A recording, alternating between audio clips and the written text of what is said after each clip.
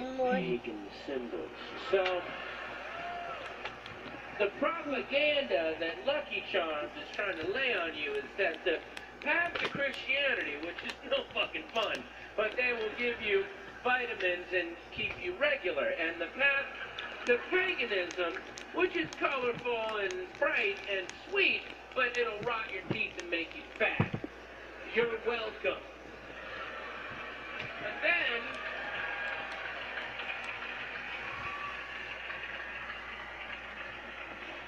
that's when she'll say, yeah, but they added their balloons and rainbows now. And I'll go, you're the devil, and you just made Daddy pee his pants. Good job. And